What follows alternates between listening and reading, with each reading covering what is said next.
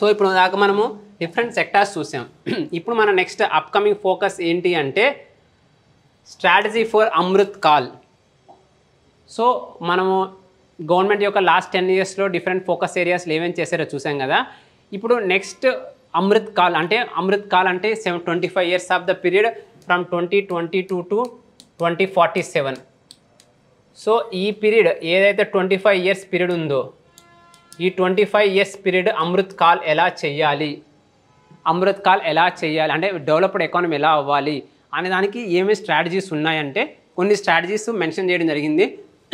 So ఇందాక మనం చూసాము మన విజన్ ఏంటంటే హార్మోనీ విత్ నేచర్, అంటే ఒక sustainable development, environment friendly development రావాలి.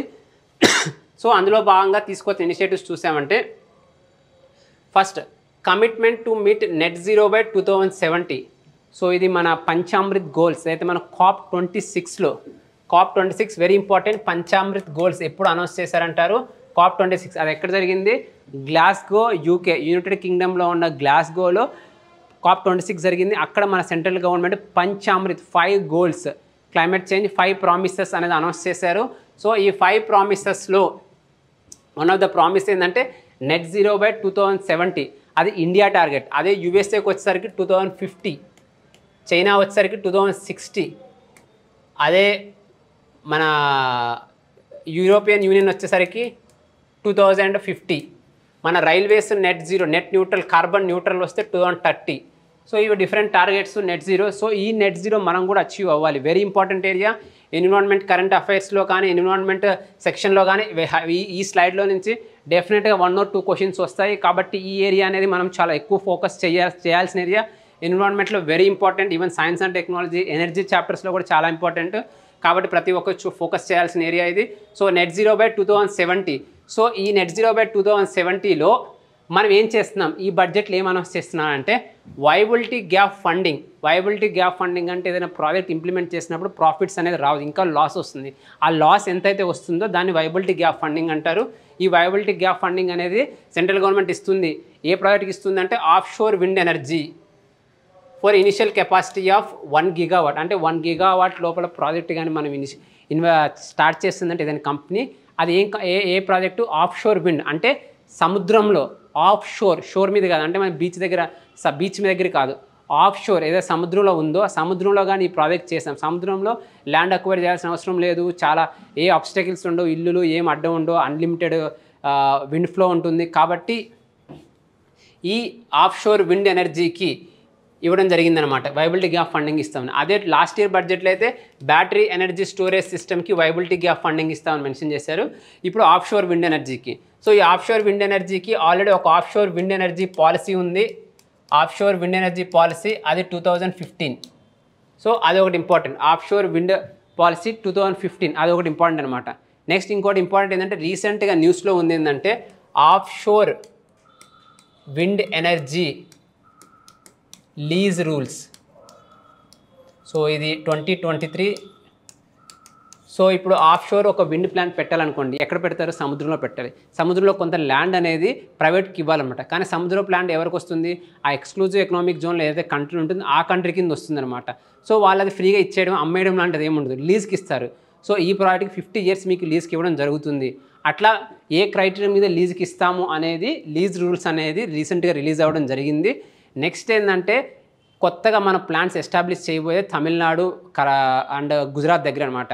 వీళ్ళు ఆల్రెడీ ఎవరైతే of sure wind energy plants పెడతారో 4 rupees per unit పర్చేస్ చేస్తామని ముందుకు వచ్చారు. సో ఇప్పుడు ప్రైవేట్ ప్లేయర్స్ ఎవరైతే ఉన్నారో వాళ్ళు ఈ offshore wind energy plant establish చేయాలి. సో అది ఈ ఆఫ్ షోర్ విండ్ ఎనర్జీ గురించి అనమాట. నెక్స్ట్ మనం తెలుసుకోవాల్సిన, సో నెక్స్ట్ ఇక్కడ విండ్ ఎనర్జీ గురించి మనకు ఒక important point, highest installed capacity for wind energy ఏ స్టేట్లో ఉంది? Very important for the exam. Highest installed capacity for the wind energy ఇంతకుముందు తమిళనాడులో ఉంటే రీసెంట్గా గుజరాత్ వచ్చింది. సో ఇప్పుడు నుంచి గుజరాత్లో ఎక్కువ విండ్ ఎనర్జీ ఇన్స్టాల్డ్ కెపాసిటీ అనేది గుజరాత్లో ఉండడం జరిగింది. So that important current affairs. So next మనం చూడాల్సింది coal gasification and liquefaction capacity of 100 metric tons to be set up by the 2030. So very important. ఇప్పుడు మన కోల్ ఏదైతే మనం వాడుతున్నామో ఈ కోల్ వల్ల ఎయిర్ పొల్యూషన్ అనేది చాలా ఎక్కువైపోతుంది. మరి దీన్ని ఎయిర్ పొల్యూషన్ కంట్రోల్ చేయాలి. అదే ఫారిన్ కంట్రీస్ కూడా కోల్ యూసేజ్ మీద రెస్ట్రిక్షన్స్ ఇంపోజ్ చేస్తున్నారు.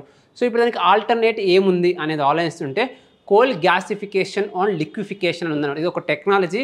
అయితే మనకు కోల్ సాలిడ్ ఫామ్లో ఉంటుందో దాన్ని గ్యాస్ కానీ లిక్విడ్ ఫామ్లో మారుస్తాము. సో అప్పుడు దాని యొక్క కెమికల్ కాంపోజిషన్ చేంజ్ అవుతుంది. మనకున్న టెక్నాలజీస్లో మనం మార్చగలిగేది ఏంటంటే ఒకటి మీథేన్, ఇంకోటి సిన్ గ్యాస్. సిన్ గ్యాస్ అంటే carbon monoxide plus hydrogen. So methane కానీ సిన్ గ్యాస్గా కానీ మార్చుకుంటాము. ఈ విధంగా మారిన దాన్ని మనం ఎనర్జీ కన్జంప్షన్లో కానీ యూజ్ చేసామంటే వచ్చే పొల్యూషన్ అనేది, కార్బన్ డైఆక్సైడ్ ఎమిషన్స్ అనేది చాలా వరకు తక్కువ ఉంటుంది. సో చాలా తక్కువ కార్బన్ డైఆక్సైడ్ ఎమిషన్స్ వస్తాయి కాబట్టి అదేవిధంగా మన కోల్ ఏదైతే ఉందో మన కోల్ అనేది అంత హై క్వాలిటీ కోల్ కాదనమాట, ఎక్కువ యాష్ కంటెంట్ ఉంటుంది. సో ఇది better way of using coal మనకి. సో ఇందుకనేసి సెంట్రల్ గవర్నమెంట్ పెట్టుకున్న target by 2030 100 metric tons. So very important. In the budget it has been mention that coal gasification and liquefaction targets 100 metric tons by 2030. ఎగ్జామ్లో అడిగే chance ఎక్కువ ఉంది. ఇలాంటిదే last time green hydrogen policy వచ్చింది, అందులో target 5 MMT by 2030.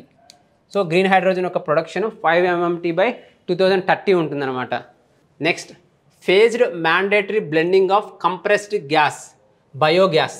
So మనమైతే biogas produce చేస్తున్నాం, దాన్ని కంప్రెస్ చేస్తే కంప్రెస్డ్ బయోగ్యాస్ అయితే దీన్ని బ్లెండింగ్ చేస్తాం. ఎందులోనూ compressed natural gas and compressed piped natural gas. అంటే సిఎన్జిలోను, సిఎన్జి ఇప్పుడు మనం ట్రాన్స్పోర్టేషన్లో ఎక్కువ యూజ్ చేస్తాం, పిఎన్జి అంటే డొమెస్టిక్ కన్సంప్షన్ కోసం. ఏదైతే సిఎన్జి పిఎన్జి యూజ్ చేస్తున్నామో వీటిల్లో మనం ఇప్పటి నుంచి కంప్రెస్డ్ బయోగ్యాస్ అంటే గోబర్ధన్ స్కీమ్ కింద మనమైతే బయోగ్యాస్ ప్రొడ్యూస్ చేస్తున్నాం. ఈ బయోగ్యాస్ని వాటిలో బ్లెండింగ్ చేస్తాం అనమాట. సో ఆల్రెడీ దీని యొక్క టార్గెట్స్ అనేది ఆల్రెడీ అనౌన్స్ చేయడం జరిగింది. దానికి ఒక సపరేట్ స్కీమ్ అనేది ఉంది. ఆ స్కీమ్ అనేది మనకి చాలా important. SAT sustainable and affordable sustainable alternative towards affordable transportation. Sustainable alternative towards affordable transportation అనే ఒక స్కీమ్ కింద ఆల్రెడీ ఈ టార్గెట్స్ అనేది అనౌన్స్ చేయడం జరిగింది. So very important. ఈ టార్గెట్స్ అనేది మనం ప్రతి ఒక్కరు బాగా గుర్తుపెట్టుకోవాలి. సో ఈ బ్లెండింగ్ అనేది 1% బై ద ఇయర్ 2025-26 అంటే 24-25 అప్కమింగ్ ఫైనాన్షియల్ ఇయర్ని ఎక్స్క్లూడ్ చేశారు. ఆ తర్వాత నుంచి 1%, next 3% by 2026-27, 4%, 3% by 26-27, 4% by 2027-28, 5% by 2028-29. So ఇవి ఆల్రెడీ అనౌన్స్ చేసిన targets for the compressed biogas and compressed PNG. So ఇది కాకుండా ఇంకో టార్గెట్స్ కూడా అనౌన్స్ చేశారు. అదేంటే sustainable aviation fuel. So aviation sector ఏవైతే ఉందో వాళ్ళు కూడా ఫాజిల్ ఫ్యూయల్స్ వాడుతున్నారు. సో వాళ్ళు కూడా మూవ్ అవ్వడం అవసరం అనేసి sustainable aviation fuels targets announce చేశారు. సో అందులో భాగంగా 1% బై 2027, 2% బై 2028 ఓన్లీ ఇంటర్నేషనల్ ఫ్లైట్స్కి. సో ఇండియాలో యూస్ చేసే ఇంటర్నేషనల్ ఫ్లైట్స్కి సస్టైనబుల్ ఏవియేషన్ ఫ్యూయల్ అనేది 1% బై 2027, 2% బై 2028 ఈ టార్గెట్స్ ఉండడం కూడా జరిగిందనమాట. So next financial assistance for the procurement of biogas aggregation machinery. So biomass aggregation machinery. So biomass అనే యొక్క యూసేజ్ పెరిగిపోతుంది, ఎస్పెషల్లీ వేస్ట్ టు ఎనర్జీ సెక్టార్లో, మరియు ఇథనాల్ యొక్క ప్రొడక్షన్ ఎక్కువ యూస్ చేస్తున్నాం. మరి దానికి మిషనరీ ఏదైతే యూస్ చేస్తుందో దానికి సబ్సిడీ ఇస్తే ఈ బయోమాస్ యొక్క యూటిలైజేషన్ పెరుగుతుంది. దీనివల్ల మనకి ఫ్యూయల్ డిపెండెన్సీ తగ్గిపోతుంది, అదేవిధంగా ఎనర్జీ సెక్యూరిటీ కూడా వస్తుందన్నమాట.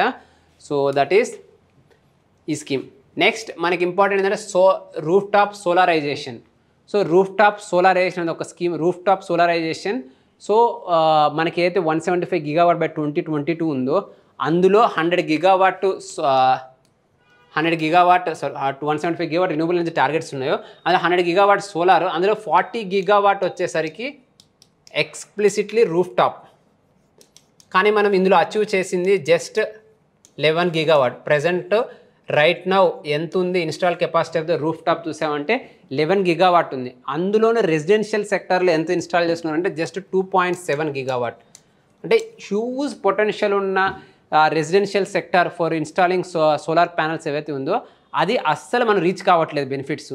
ఎందుకు రీచ్ అవ్వట్లేదు అంటే ఈ సోలార్ ప్లాంట్ ఇన్స్టాల్ చేసుకొని దాన్ని తీసుకునే పవర్ అయ్యే ఖర్చు కంటే డిస్కామ్స్ నుంచి సబ్సిడైజ్డ్ అంటే క్రాస్ సబ్సిడీ మనం ఏం చేస్తున్నామంటే మన పవర్ డిస్కామ్స్ పొలిటికల్ రీజన్స్ కోసము ప్రజలకేమో తక్కువ రేట్తో ఇచ్చి ఇండస్ట్రీస్ దగ్గర ఎక్కువ ఛార్జ్ చేస్తున్నాం అనమాట.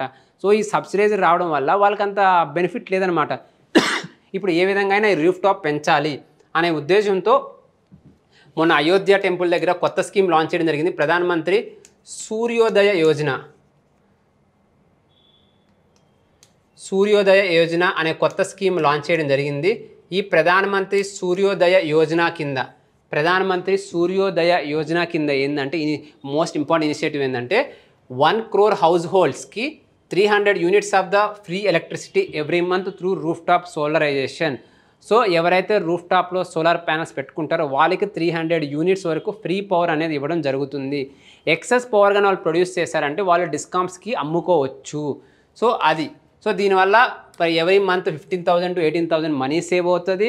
అదేవిధంగా డిస్కామ్స్ నెట్ మీటరింగ్ ద్వారా డిస్కామ్స్కి అమ్మడం వల్ల డబ్బులు కూడా సంపాదించగలుగుతారు. సో దీని యొక్క ఫర్దర్ గైడ్లైన్స్ అనేది ఇంకా రావాల్సి ఉంది.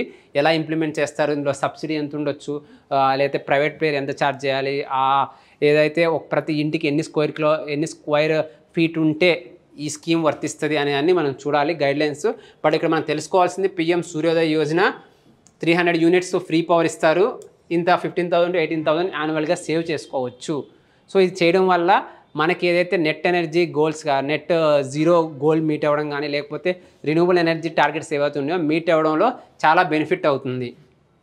సో నెక్స్ట్ ఇంపార్టెంట్ మనకి ఈ బడ్జెట్లో మెన్షన్ చేసిన దాంట్లో చూసామంటే ఎస్పెషల్ రిన్యూవబుల్ ఎనర్జీ సెక్టర్ సంబంధించింది మన నెక్స్ట్ మోస్ట్ ఇంపార్టెంట్ ఏది మెన్షన్ చేస్తుందో మనం చూసామంటే సో అది adoption of e buses for public transportation. Adaptation of e buses for public transportation very important. ఎందుకంటే రీసెంట్గానే దీని మీద ఒక స్కీమ్ అనేది లాంచ్ చేయడం జరిగింది. ఈ బస్సెస్ సంబంధించి ఒక కొత్త స్కీమ్ అనేది లాంచ్ చేయడం జరిగింది. అది ఒకటి ఇంపార్టెంట్. ఏంటి ఆ స్కీమ్ అనేది మనం చూసామంటే పిఎం ఈ బస్ సేవ. సో అప్కమింగ్ ఎగ్జామ్స్కి very important, especially renewable energy electric vehicle sector నుంచి ఖచ్చితంగా మనం తెలుసుకోవాల్సిన విషయం ఇది పిఎం ఈ బస్ సేవా స్కీమ్. సో ఈ పిఎం ఈ బస్ సేవా స్కీమ్స్ యొక్క ప్రొవిజన్స్ ఏవైతే ఉన్నాయో అది ఎగ్జామ్కి చాలా ఇంపార్టెంట్. ట్రాన్స్పోర్టేషన్ సెక్టార్లో అడగచ్చు, ఎనర్జీ సెక్టార్లో కూడా అడగచ్చు, కాబట్టి ఎకానమీలో అడగచ్చు, సైన్స్ అండ్ టెక్నాలజీలో కూడా అడగచ్చు ఈ స్కీము. సో మనం చూసుకోవాల్సింది పిఎం ఈ బస్ సేవ కింద సో ఎన్ని బస్సెస్కి సబ్సిడీ ఉంటుందని 10,000. So 10,000 buses target. సో ఎక్కడ బస్సెస్ అంటే అర్బన్ ఏరియాస్లో సిటీ బస్సులు ఏవైతే ఉంటాయో వాటికి ఇవ్వడం జరుగుతుంది. సో దీని యొక్క అవుట్లే చూసామంటే ఈ 10,000 బస్సెస్కి వాళ్ళ ఎస్టిమేటెడ్ టార్గెట్ 57,000 crores ఖర్చు అవుతుంది. సో అందులో సెంట్రల్ గవర్నమెంట్ 20,000 crores ఇస్తుంది అనమాట ఈ స్కీమ్ కింద. ఈ బస్సెస్ ఏమంటే పబ్లిక్ ప్రైవేట్ పార్ట్నర్షిప్లో. సో ఒక బస్సు ఉంది, ఆ బస్సు ప్రైవేట్ ప్లేయర్స్ కానీ దాన్ని పర్చేస్ చేసి దాన్ని కానీ నడిపారు అంటే సిటీల్లో వాళ్ళకి సెంట్రల్ గవర్నమెంట్ సబ్సిడీ ఇస్తుంది. సో దాని యొక్క సెంట్రల్ గవర్నమెంట్ తరపు నుంచి 20,000 crores అనేది వస్తుంది. సో ఈ స్కీమ్ ఎన్ని సంవత్సరాలు ఆపరేషన్లో ఉంటుందంటే 10 years operation. So next important point 10 years ఈ బస్ అనేది ఈ స్కీమ్ అనేది ఆపరేషన్లో ఉంటుంది. నెక్స్ట్ ఎలిజిబుల్ సిటీస్ ఎవరెవరు ఉన్నాయంటే మోర్ దాన్ 3 lakh పాపులేషన్ ఉన్న సిటీస్ అన్నీ ఎలిజిబుల్ ఈ స్కీమ్ కింద. నెక్స్ట్ ఇంపార్టెంట్ పాయింట్ ఏంటంటే ఎన్ని సిటీస్ ఎలిజిబుల్ అంటే 169 సిటీస్ ఎలిజిబుల్. సో ఈ బస్సెస్ రన్ చేయడానికి 169 సిటీస్ ఎలిజిబుల్. అదేవిధంగా ఈ స్కీమ్లో ఇంకొక పాయింట్ ఉంది, అది green urban mobility initiative. So ఇదంతా గ్రీన్ మొబిలిటీ కిందే వస్తుంది. అది కాకుండా కొన్ని special measures green initiatives like bus priority infrastructure, multi modal interchange facilities, charging infrastructure. అంటే ఇప్పుడు ఈ మన బస్ రన్ చేస్తున్నప్పుడు దానికి ఛార్జింగ్ ఇన్ఫ్రాస్ట్రక్చర్ కావాలి కదా, వాటి అన్నిటికి సంబంధించింది కూడా ఎస్టాబ్లిష్ చేస్తారు. దీన్ని గ్రీన్ అర్బన్ మొబిలిటీ ఇనిషియేటివ్ అంటారు. సో ఇక్కడ మనం గుర్తుపెట్టుకోవాల్సింది ఏంటంటే పిఎం ఈ బస్ సేవ కింద 10,000 ఈ బస్సెస్. నెక్స్ట్ దానికి టోటల్ బడ్జెట్ అవుట్లే 57,000 crores అయితే అందులో 20,000 crores వచ్చేసరికి సెంట్రల్ గవర్నమెంట్ చేస్తుందన్నమాట. సో ఇది పిఎం ఈ బస్ సేవ. సో ఇది కాకుండా మనకి నెక్స్ట్ ఇంపార్టెంట్ స్ట్రెంగ్థనింగ్ ఈ vehicle eco system. So next మనకి మోస్ట్ ఇంపార్టెంట్ స్ట్రెంగ్థనింగ్ ఈ వెహికల్ ఎకో సిస్టమ్. సో ఈ వెహికల్ ఎకో సిస్టమ్ మనం చూసామంటే ఎలక్ట్రిక్ వెహికల్స్ ప్రమోట్ చేయడానికి సెంట్రల్ గవర్నమెంట్ మ్యానుఫ్యాక్చరింగ్ ప్రమోట్ చేయడానికి ఒక ఇంపార్టెంట్ స్కీమ్ ఒకటి ఉంది. ఆ స్కీమ్ పేరు ఫేమ్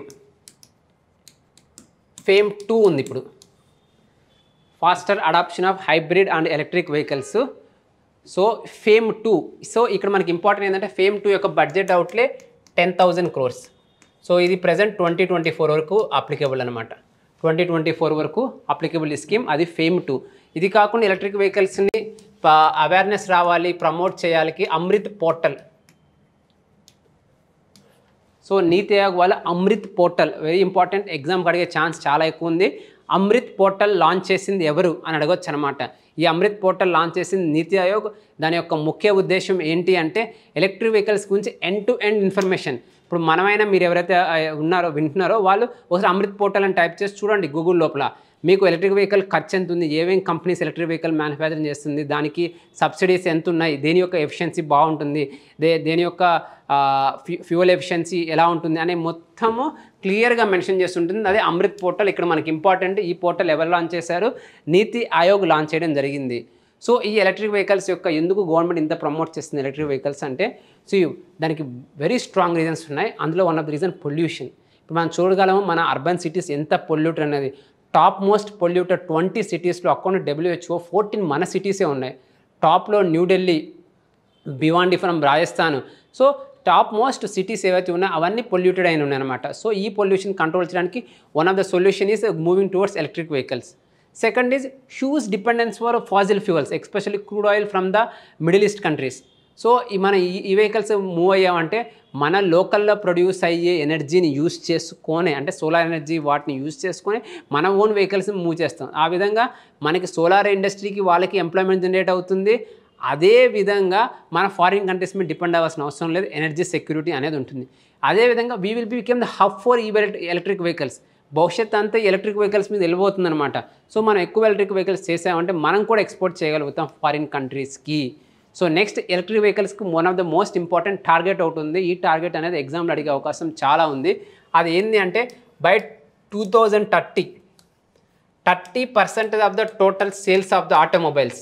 సో 100 ఆటోమొబైల్స్ సేవ్ అయితే అందులో 30% ఎలక్ట్రిక్ వెహికల్సే అవ్వాలి అనేది టార్గెట్ అనమాట. సో అది ఎలక్ట్రిక్ వెహికల్స్ సంబంధించింది. సో ఇది అమృత్కాల్ స్ట్రాటజీ 1 అనమాట. సో 1 కింద సస్టైనబుల్ డెవలప్మెంట్ అనేది మనం చూసాము. సో సెకండ్ దానికి వెళ్దాం. మళ్ళీ సెకండ్ మోస్ట్ ఇంపార్టెంట్ మనం చూడబోయేది energy sector, infrastructure and investment sector. So infrastructure యొక్క ఇన్వెస్ట్మెంట్స్ అనేది చాలా అవసరము. ఎందుకు అంత ఎక్కువ ఇంపార్టెంట్ ఇన్ఫ్రాస్ట్రక్చర్లో మనం ఇన్వెస్ట్ చేయాల్సిన అవసరం అనేది మనం చూసామంటే, ఎవరైతే ఇన్ఫ్రాస్ట్రక్చర్లో బాగా ఇన్వెస్ట్ చేస్తారో వాళ్ళ ఎకానమీ అనేది మోర్ ఎఫిషియెంట్ ఉంటుంది. అంటే free movement of the people కానీ గూడ్స్ కానీ. ఇప్పుడు రైల్వే సెక్టర్ ఇండస్ట్రీ బాగుందంటే మనకి ఎప్పటికప్పుడు గూడ్స్ అనేది ఈజీగా మూవ్ అవుతాయి ఒక ఏరియా నుంచి ఒక ఏరియా. ప్యాసింజర్స్ మనం ఎప్పుడైనా ఊరికి వెళ్ళాలనుకుంటే డైరెక్ట్ రైల్వే సెక్టర్ వెళ్ళిపోతాము. నాకు ఏదైనా జాబ్ ఉంది, వర్క్ ఉంది, హైదరాబాద్ నుంచి విజయవాడకి వెళ్ళాలంటే డైరెక్ట్ విజయవాడకి వెళ్ళి పని చూసుకొని మళ్ళీ రావచ్చు అనమాట.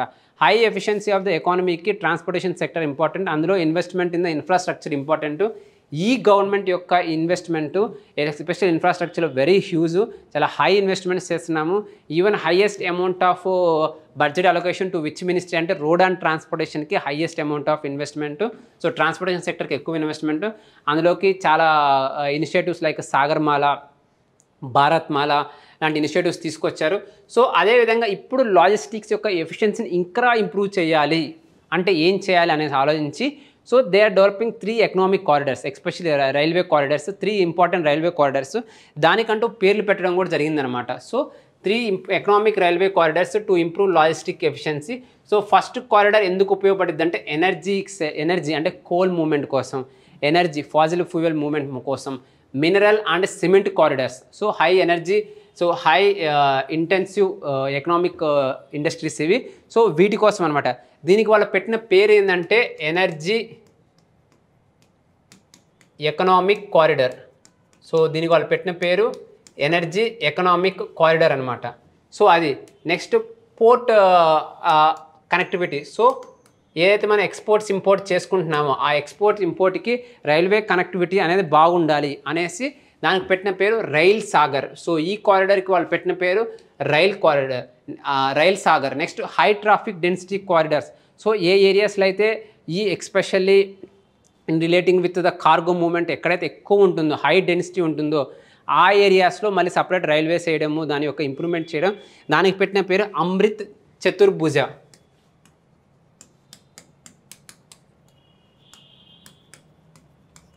సో ఈ 3 ఎకనామిక్ కారిడార్స్ అనేది డెవలప్ చేయడం జరుగుతుంది. ఎప్పుడైతే కార్గో మూవ్మెంట్కి ఈ కారిడార్స్ మనం ఇంప్రూవ్ చేసాము అంటే సో దానివల్ల అయితే అదే రైల్వే లైన్ మనం కార్గో మూవ్మెంట్కి పీపుల్ మూవ్మెంట్కి కూడా యూస్ చేస్తున్నాం. సపోజ్ డెడికేట్ ఫ్రైట్ కారిడార్స్ లాంటివి కానీ మనం డెవలప్ చేయగలిగామంటే ఆ తర్వాత ఆ రైల్వే లైన్ ఏదైతే ఉంటుందో దాన్ని మనం ప్యాసింజర్ మూవ్మెంట్ కోసం వాడుకోవచ్చు. సో దీనివల్ల యాక్సిడెంట్ తగ్గుతాయి, పీపుల్ యొక్క మూవ్మెంట్ కూడా పెరుగుద్ది. సో ఓవరాల్ నేషన్కి చాలా బెనిఫిట్ ఉంటుందన్నమాట. Next 40,000 normal railway bogies to be converted to Vande Bharat. So ఇప్పుడు పీపుల్స్కి హై ఎండ్ రైల్వేస్ ఏమైనా ఉన్నాయంటే ఇండియాలో అంటే వందే భారత్ ట్రైన్.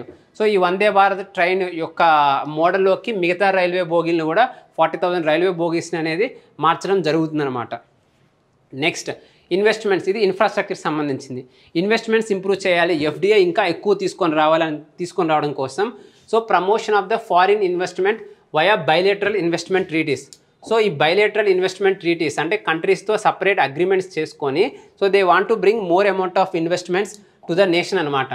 సో దానివల్లనే మనం లాస్ట్ 10 ఇయర్స్లో మనం చూసామంటే ఇంతకుముందు 2005 to 14 $298 బిలియన్ వస్తే 2024-23 వచ్చేసరికి $593 బిలియన్ ఎఫ్డిఐ అనేది ఇండియాకి రావడం జరిగింది.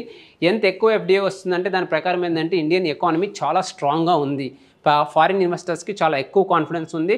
సో ఎందుకు మనకి ఎఫ్డిఐ అవసరము అంటే సో సపోజ్ ఏదైనా రైల్వే ప్రాజెక్ట్ కట్టాలి, రైల్వే ప్రాజెక్ట్ ఒక కొత్త ట్రైన్ వేస్తే అది వాడడానికి ప్రజలు రెడీగానే ఉన్నారు, కానీ ఆ రైల్వే ప్రాజెక్ట్కి ఒక 1 lakh crore 2 lakh crores ఖర్చు అవుతుంది. అది మన దగ్గర లేదనమాట. అంత క్యాపిటల్ అనేది మన గవర్నమెంట్స్ దగ్గర కానీ బ్యాంక్స్ దగ్గర లేదు. ఇప్పుడు ఒక ఎఫ్డిఐ వాళ్ళు వచ్చారంటే ఆ ప్రాజెక్ట్ కంప్లీట్ చేస్తారు, దీనివల్ల ప్రజలకి బెనిఫిట్ అవుద్ది, అదేవిధంగా ఎఫ్డిఐ వాళ్ళకి ప్రాఫిట్స్ కూడా వస్తాయి. సో మన ఎకానమీ అనేది కూడా ఇంప్రూవ్ అవుతుంది అనమాట. సో అందుకని ఎఫ్డిఐ చాలా అవసరము.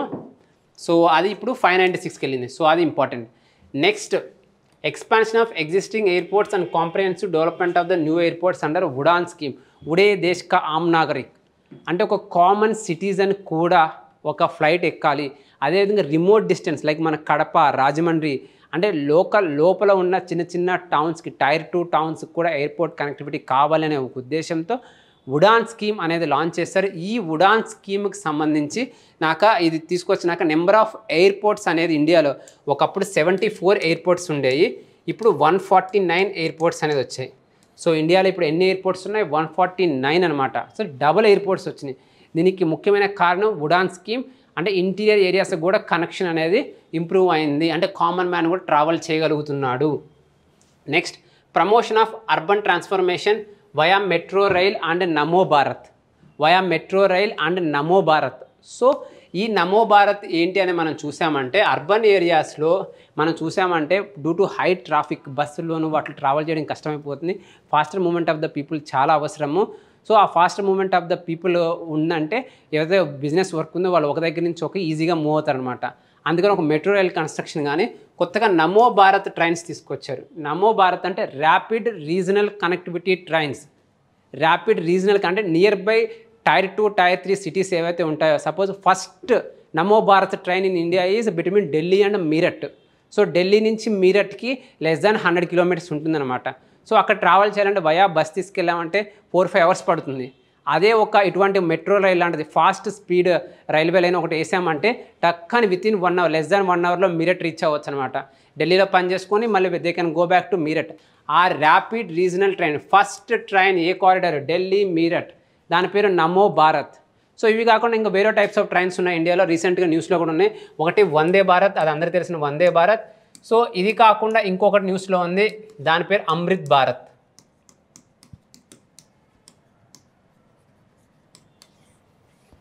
సో ఇంకో ట్రైన్ లాంచ్ చేయడం జరిగింది, దాని పేరు అమృత్ భారత్ ట్రైన్స్. అమృత్ భారత్ ట్రైన్స్ అంటే ఏంటంటే ఇప్పుడు వందే భారత్ ట్రైన్స్ అనేది టికెట్ కాస్ట్ ఎక్కువ, వీ కాంట్ అఫోర్డ్. బట్ అటువంటి ఫెసిలిటీసే ప్రొవైడ్ చేస్తూ మిడిల్ క్లాస్ వాళ్ళకు కూడా అఫోర్డ్ చేయడానికి ఏసీ ట్రైన్స్ అమృత్ భారత్ అంటే ఏసీ ట్రైన్సే లో కాస్ట్ అనమాట. లో కాస్ట్ ట్రైన్స్ అమృత్ భారత్. వందే భారత్లో హై ఎండ్ ఫెసిలిటీస్ ఉండకపోయినా ఒక డీసెంట్ ఫెసిలిటీస్ అనేది ఉంటుంది. సో దాని పేరు Amrit Bharat. So Vande Bharat, Namo Bharat and Amrit Bharat ఇవన్నీ న్యూస్లో ఉన్నాయి. So next very important concept, very important. Science and టెక్నాలజీలో వెరీ హై ఛాన్స్, అదేవిధంగా ఎకానమీలో ఆడడానికి కూడా వెరీ హై ఛాన్స్ ఉన్న వన్ ఆఫ్ ద ఏరియా. ఆ ఏరియా ఏంటి అంటే innovation related. Research related and innovation related ఒక ఇంపార్టెంట్ ఫోకస్ ఏరియా ఉంది. సో ఇంతకుముందు మన బడ్జెట్లో ఇప్పుడు నిర్మలా సీతారామన్ గారు ఒక పాయింట్ చెప్పారు. సో లాల్ బహదూర్ శాస్త్రి ఉన్నప్పుడు జై జవాన్ జై కిసాన్ అనే స్లోగన్ ఉండేది. ఆ తర్వాత అటల్ బిహారీ వాజ్పేయి వచ్చినప్పుడు జై జవాన్ జై కిసాన్ జై విజ్ఞాన్ అని ఉంది. అంటే జై science, science is very much important as much as farmers or soldiers అనేది. సో అదేవిధంగా ఇప్పుడు జై జవాన్ జై కిసాన్ జై విజ్ఞాన్ జై అనుసంధాన్. సో జై అనుసంధాన్ అని కొత్తగా యాడ్ చేశారు. అనుసంధాన్ అంటే ఇన్నోవేషన్. సో ఇది ఎవరు యాడ్ చేశారు? నరేంద్ర మోడీ గారు యాడ్ చేశారు. సో ఈ జై అనుసంధాన్, ఈ ఇన్నోవేషన్ అనేది చాలా ఇంపార్టెంట్. ఇన్నోవేషన్ అనేది ప్రతి సెక్టార్కి ఇంపార్టెంట్. సోషో ఎకనామిక్ హెల్త్ అన్ని సెక్టార్స్కి జై అనుసంధాన్ అనేది చాలా ఇంపార్టెంట్ అనమాట. సో ఈ ఇన్నోవేషన్ ప్రమోట్ చేయడానికి ఏం చేస్తున్నారు? ఈ బడ్జెట్లో ఏం అనౌన్స్ చేశారు అంటే 1 lakh crore to be established with 50-year interest loan, అంటే ఫ్రీ ఇంట్రెస్ట్ లోన్. అంటే 1 lakh crore కార్పస్ అనేది పెట్టారు. ఈ 1 lakh crore కార్పస్ అనేది ఇంట్రెస్ట్ లేకుండా, వడ్డీ లేకుండా ఇన్నోవేషన్ రిలేటెడ్ యాక్టివిటీస్ ఎవరైతే చేస్తారో వాళ్ళకి ఇస్తారనమాట. సపోజ్ నేను రేపు పేటెంట్ ఫైల్ చేయాలంటే అది కూడా ఇన్నోవేషన్ రిలేటెడ్ యాక్టివిటీ. దీనికి నాకు డబ్బులు లేవు, అప్పుడు వీళ్ళు లోన్ ఇస్తారు. ఆ లోన్తో పేటెంట్ ఫైల్ చేసిన తర్వాత వచ్చిన డబ్బులతో ఇంట్రెస్ట్ లేకుండా we can pay. So innovation is a very risky. దానికి క్రెడిట్ అవైలబిలిటీ అనేది చాలా కష్టము. సో ఆ క్రెడిట్ అవైలబిలిటీ ఇవ్వడానికి సెంట్రల్ గవర్నమెంట్ ముందుకు వచ్చిందనమాట. అదేవిధంగా సపోజు ఒక సైన్స్ అండ్ టెక్ కంపెనీ ఉంది, CSIR ఉంది, వాళ్ళకు ఒక మెషిన్ కావాలి. ఆ మెషిన్ కొంటే రీసెర్చ్ బాగా చేయగలుగుతారు, కానీ ఆ మెషిన్ కొనడానికి డబ్బులు ఉండవు. సో వాళ్ళు లోన్ తీసుకొని 0 ఇంట్రెస్ట్ కాబట్టి వాళ్ళకి పెద్ద బర్డెన్ ఏమి ఉండదు. తర్వాత వాళ్ళ యొక్క ఎక్స్పెండిచర్స్లో నుంచి రీపే చేయగలుగుతారు అనమాట. సో అది. సో ఇక్కడ మనకి ఇంపార్టెంట్ ఏంటి అంటే రీసెంట్గా ఒక నేషనల్ రీసెర్చ్ ఫండ్ అనేది ఒకటి ఉంది. National research fund. సో ఒక కొత్త బిల్ అనేది పాస్ అయింది, నేషనల్ రీసెర్చ్ ఫౌండేషన్ బిల్ 2023 ఒకటి ఫామ్ అయింది. ఇందులో భాగంగా నేషనల్ రీసెర్చ్ ఫండ్ అనేది ఒకటి ఎస్టాబ్లిష్ చేశారు. Very important for the innovation sector. NRF అంటారు. ఈ NRF ఫండ్ యొక్క కార్పస్ ఏంటంటే 50,000 crores.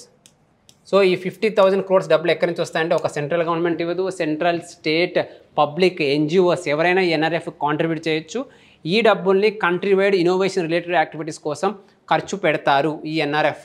సో ఇందులో మోస్ట్ ఇంపార్టెంట్ పాయింట్ ఏంటి అంటే దీనికి ఒక గవర్నింగ్ బోర్డు ఉంటుంది. ఈ NRFకి గవర్నింగ్ బోర్డు ఒకటి ఉంటుంది. ఈ గవర్నింగ్ బోర్డు యొక్క చైర్మన్ ఎవరు అంటే prime minister. So prime minister is the chairman of the governing board for the NRF. అదే వైస్ చైర్మన్ ఎవరు అంటే ministry of science and technology, ministry of the education. So ఇది ఈ NRFకి సంబంధించిన ఇంపార్టెంట్. సో అదేవిధంగా ఇప్పుడు NRF లాంటిదే ఇంకొకటి interest free loans 1 lakh crore అనేది పెడుతున్నారనమాట. Next, a new scheme to be launched for strengthening deep technologies for the defence purpose expediting Atmanirbharta. This is a very important initiative. ఇప్పుడు మనము డిఫెన్స్లో కూడా ఆత్మనిర్భరత అంటే సెల్ఫ్ రిలయన్స్, ఏ దేశం మీద డిపెండ్ కాకుండా ఉండడానికి కోసం కొత్త ఇనిషియేటివ్స్ తీసుకొచ్చారు. సో అదేవిధంగా ఒక మంచి advanced technologies like using artificial intelligence, quantum technology, వీటిని యూస్ చేసుకుని అడ్వాన్స్డ్ డిఫెన్స్ ఎక్విప్మెంట్స్ అనేది తయారు చేయాలి. దీనికి ఏం కావాలి? ఇన్నోవేషన్. అంటే దీనికి చేయాల్సిందంటే రీసెర్చ్. ఈ రీసెర్చ్కి సపరేట్ ఫండింగ్ ఒక కొత్త స్కీమ్ లాంచ్ చేస్తామని చెప్పారు. సో ఆల్రెడీ డిఫెన్స్లో ఇన్నోవేషన్ ఇంప్రూవ్ చేయడం ఒక బ్యూటిఫుల్ స్కీమ్ ఉంది, అది IDX, innovation for defence excellence. రీసెంట్గా లాంచ్ చేయడం జరిగింది. ఇది డిఫెన్స్ సెక్టర్ కరెంట్ అఫైర్స్లో చాలా ఇంపార్టెంట్. ఈ IDX కిందే ఇన్నోవేషన్ ఇంప్రూవ్ చేస్తారు. సో ఇది కాకుండా ఇంకో కొత్త స్కీమ్ లాంచ్ చేస్తారంట. నెక్స్ట్, ఆత్మనిర్భరత, సెల్ఫ్ రిలయన్స్ ప్రమోట్ చేయడం కోసము, ఇండియాలో డిఫెన్స్ ప్రమోట్ చేయడం కోసం మనం FDI రిలాక్సేషన్స్ చేసాము, ప్రైవేట్ పార్టిసిపేషన్ చేస్తున్నాము. రీసెంట్గా పాజిటివ్ ఇండిజినైజేషన్ లిస్ట్, అంటే కొన్ని కాంపోనెంట్స్ మేము ఓన్లీ లోకల్లోనే ప్రొక్యూర్ చేస్తామంటూ రెగ్యులర్గా కొత్త లిస్ట్ అనేది రిలీజ్ చేస్తూనే ఉన్నాము. సో వీటన్నిటి వల్ల మనము డిఫెన్స్లో ఇప్పుడు మన ఎక్స్పోర్ట్స్ కూడా ఇంప్రూవ్ అయినాయి అనమాట. డిఫెన్స్ సెక్టర్కి వచ్చేసరికి వెరీ ఇంపార్టెంట్, డిఫెన్స్ ఎక్స్పోర్ట్స్ కూడా ఇంప్రూవ్ అయినాయి. లాస్ట్ ఇయర్ మన డిఫెన్స్ ఎక్స్పోర్ట్స్ 16,000 crores. ఒక 5 years బ్యాక్ 2,000 crores ఉండేది. ఇప్పుడు మన 16,000 crores అయింది మన డిఫెన్స్ ఎక్స్పోర్ట్స్ అనేది. So huge growth defence exports. మన టార్గెట్ ఏంటి అంటే డిఫెన్స్ కింద 5 billion బై 2025. సో ఇంకో నెక్స్ట్ ఇయర్కి 5 billion రీచ్ అవ్వాలి. ఆల్రెడీ మన 16,000 crores అనేది మనం రీచ్ అయ్యాము. సో డిఫెన్స్ ఎక్స్పోర్ట్స్ సంబంధించిన ఒక మంచి న్యూస్ ఏంటి అంటే డిఫెన్స్ రిలేటెడ్ రీసెంట్ ఎక్స్పోర్ట్స్ ఒకటి బ్రహ్మోస్ మిజైల్ మన వియట్నాంకి, ఫిలిప్పీన్స్కి, ఇది కాకుండా అర్మేనియా అజర్బైజాన్ కాన్ఫ్లిక్ట్ ఏదైతే అవుతుందో ఈ అర్మేనియా రీజన్కి మనం అంటూ కొన్ని ఎక్స్పోర్ట్స్ చేశాము. అందులో ఏం ఎక్స్పోర్ట్స్ మనం బాగా ఎక్కువ చేసామంటే రీసెంట్ న్యూస్లో పినాకా మల్టీ బ్యారెల్ రాకెట్ అర్మేనియాకి ఎక్స్పోర్ట్ చేశాము. ఇది మనకి డిఫెన్స్ కరెంట్ అఫైర్స్లో ఇంపార్టెంట్. ఇది కాకుండా ఆకాష్ మిజైల్ ఉంది, ఆ మిజైల్ కూడా మనం ఎక్స్పోర్ట్ చేయడం జరిగిందనమాట. సో నెక్స్ట్ స్వాతి రేడార్ కూడా మనకి ఇవ్వడం జరిగింది ఈ అర్మేనియాకి. సో ఇవన్నీ మనకి ఇంపార్టెంట్ దీని కింద. సో నెక్స్ట్ మనము స్ట్రాటజీ ఫర్ ద అమృత్ కాల్లో భాగంగా చూసాము. అమృత్ కాల్ 25 yearsలో ఏం చేయాలనేది భాగంగా 2 pillars చూసాము. నెక్స్ట్ థర్డ్ వన్ వచ్చేసరికి ఏంటంటే aspirational district program. So aspirational district program అనేది ప్రతి ఒక్కరికి రీచ్ అవ్వడం కోసం, అంటే ఎక్కడైతే మోర్ పీపుల్ పూర్ డిస్ట్రిక్ట్స్ ఉంటాయో వాటిని స్పెషల్గా టార్గెట్ చేస్తారు యాస్పిరేషనల్ డిస్ట్రిక్ట్ కింద. సో అది లాంచ్ చేసింది 2018లో by NITI Aayog. So NITI Aayog is the implementing agency. So రీసెంట్గా లాస్ట్ బడ్జెట్లో యాస్పిరేషనల్ డిస్ట్రిక్ట్సే కాకుండా యాస్పిరేషనల్ బ్లాక్స్, అంటే 2 to 3 districts కలిపి బ్లాక్ అంటారు. సో బ్లాక్ను కూడా టార్గెట్ చేస్తారు, అంటే మోస్ట్ పూర్ బ్లాక్స్ని ఐడెంటిఫై చేసి వాటిని కూడా టార్గెట్ చేస్తారు. ఇది బాటమ్ అప్ అప్రోచ్, అంటే ఏవైతే స్పెషల్గా పూర్ ఉన్నారో వాళ్ళ మీద స్పెషల్ ఫోకస్, ఏదైతే క్లాస్లో ఎక్కువ ఫెయిల్ అయిపోతూ ఉంటారో వాళ్ళ కోసం స్పెషల్ రెమెడియల్ క్లాసెస్ పెట్టినట్టు వాళ్ళ కోసం స్పెషల్ ఫోకస్ అనమాట యాస్పిరేషనల్ డిస్ట్రిక్ట్స్ ఫోకస్. సో అది ఒకటి ఇంపార్టెంట్ మనకి. నెక్స్ట్ వెరీ ఇంపార్టెంట్, ఈ హెల్త్ రిలేటెడ్ ఇనిషియేటివ్స్ చాలా మెన్షన్ చేయడం జరిగింది. సో ఈ slide very important, especially health అనేది మన ఎగ్జామ్లో ఎక్స్ప్లిసిట్గా మెన్షన్ చేసింది. హెల్త్ రిలేటెడ్ క్వశ్చన్స్ లేకుండా పేపర్ అనేది ఉండదు. Science and technology very key important. అందులో భాగంగా వెరీ గుడ్ ఇనిషియేటివ్స్ అనేది ఈ బడ్జెట్లో మెన్షన్ చేయడం జరిగింది. అందులో ఫస్ట్ది సర్వికల్ క్యాన్సర్కి. So vaccination for the cervical cancers in the age group of 19 to 14 years. So ఇక్కడ నుంచి మనము సర్వికల్ క్యాన్సర్ ఎరాడికేట్ చేయడానికి సర్వికల్ క్యాన్సర్ రిలేటెడ్ వ్యాక్సిన్ అనేది ఇవ్వడం జరుగుతుంది. సో ఇక్కడ మనం తెలుసుకోవాల్సిన ఇంపార్టెంట్ పాయింట్ ఏంటంటే దీని రిలేటెడ్ కరెంట్ అఫైర్స్ ఏంటంటే రీసెంట్గా సెర్వావ్యాక్, సో ఇది సర్వికల్ క్యాన్సర్కి దీన్ని డెవలప్ చేసింది సీరమ్ ఇన్స్టిట్యూట్ ఆఫ్ ఇండియా. సెర్వావ్యాక్ అనే ఒక వ్యాక్సిన్ దీన్ని డెవలప్ చేసింది సీరమ్ ఇన్స్టిట్యూట్ ఆఫ్ ఇండియా. దీనికి మన DGCA డ్రగ్ కంట్రోల్ ఆర్గనైజేషన్ అయితే ఉందో వాళ్ళ అప్రూవల్ అనేది ఇవ్వడం జరిగింది. సో ఇంక సెర్వివ్యాక్ అనేది ఇవ్వచ్చు. మనకి ఇంపార్టెంట్ ఏంటంటే దాన్ని మ్యానుఫ్యాక్చర్ చేస్తుంది serum institute of India. So అది ఒకటి ఇంపార్టెంట్ పాయింట్, అంటే వాళ్ళు ఇవ్వబోయే వ్యాక్సిన్ ఇదే అనమాట సెర్వివ్యాక్. నెక్స్ట్ ఇంపార్టెంట్ పాయింట్ ఏంటంటే సర్వికల్ క్యాన్సర్ వ్యాక్సినేషన్ సంబంధించింది. ఇది ఏ డిసీజ్ వల్ల, ఏ వైరస్ వల్ల వస్తుందంటే హ్యూమన్ ప్యాపిలోమా వైరస్ ద్వారా ఈ డిసీజ్ అనేది వస్తుంది. ఇది ఒక virus, sexually transmitted virus, most women effect అవుతుందన్నమాట. సో అందుకని ఈ వ్యాక్సిన్ ఎరాడికేట్. అదేవిధంగా సెకండ్ మోస్ట్ క్యాన్సర్, సో ఉమెన్లో వచ్చే క్యాన్సర్స్లో హైయెస్ట్ నెంబర్ చూస్తే సెకండ్ లిస్ట్లో ఉంటుందన్నమాట. అంటే హైయెస్ట్ ఇంపాక్ట్ అయ్యే ఉమెన్లో సర్వికల్ క్యాన్సర్ చాలా ఎక్కువ ఉంది. సో ఈ సర్వికల్ క్యాన్సర్కి ఇచ్చే వ్యాక్సిన్ సెర్వివ్యాక్, అది కాంపాక్ట్ చేసే virus human papilloma virus. This is India's first క్వాడ్రివాలెంట్ human papilloma virus vaccine. So అది కూడా మనం గుర్తుపెట్టుకోవాలి ఈ క్యాన్సర్ వ్యాక్సినేషన్కి సంబంధించింది. నెక్స్ట్ మనకు బాగా గుర్తుపెట్టుకోవాల్సింది ఏంటంటే ఇవాళ మెన్షన్ చేసింది Saksham Anganwadi and Poshan 2.0 to be expedited, అంటే ఇంకొంచెం బాగా ఇంప్లిమెంట్ చేస్తాం. ఎందుకంటే improved nutrition delivery, early childhood care. So ఈ సాక్ష్యం అంగన్వాడీ పోషన్ 2.0 చాలా ఇంపార్టెంట్. సో వీటి యొక్క స్పెషల్ ఫోకస్ ఎక్కడుందంటే ఒకటే అంగన్వాడీస్ని డెవలప్ చేయడానికి. సో మన ఊర్లో అంగన్వాడీస్ ఉంటాయి. అంగన్వాడీస్ ఏం చేస్తారంటే న్యూట్రిషనల్ సపోర్ట్ ప్రెగ్నెంట్ మదర్కి కానీ, లాక్టేటింగ్ మదర్కి కానీ, 0 to 6 years ఉన్న చిన్నపిల్లలకి న్యూట్రిషన్ ఇంప్రూవ్ చేయాలి. అదేవిధంగా వాళ్ళకంటూ ప్రీ స్కూల్ 3 to 6 years ఉండే వాళ్ళకి ప్రీ స్కూల్స్ అనేది ఈ అంగన్వాడీస్లో ఇస్తారనమాట. సో వాటిని ఇంప్రూవ్ చేయాలి. అందుకోసం లాంచ్ చేసిన స్కీమ్స్ సాక్ష్యం అంగన్వాడీ పోషన్ 2.0. సో ఇది వెరీ ఇంపార్టెంట్. ఈ స్కీమ్ అనేది nutrition support, health support very important, మనం ఖచ్చితంగా తెలుసుకోవాలి. So next various schemes for maternal and child care, అంటే ఒక ప్రెగ్నెంట్ మదరు మరియు లాక్టేటింగ్ మదరు మరియు చిల్డ్రన్ యొక్క కేర్కి సంబంధించిన వేరియస్ స్కీమ్స్ ఏవైతే ఉన్నాయో వేరే brought under one comprehensive scheme. So ఇవన్నీ కలిపి ఒకే స్కీమ్ కింద లాంచ్ చేస్తాము అనేది వారి యొక్క నెక్స్ట్ చేయబోతుంది. సో మనం చూడాల్సిన ఏమేమి స్కీమ్స్ ఉన్నాయి ఈ మెటర్నల్ అండ్ చైల్డ్ కేర్కి సంబంధించినవి మనం చూసామంటే ఒక 3 వెరీ ఇంపార్టెంట్ స్కీమ్స్ ఉన్నాయి. ఒకటి జనని సురక్ష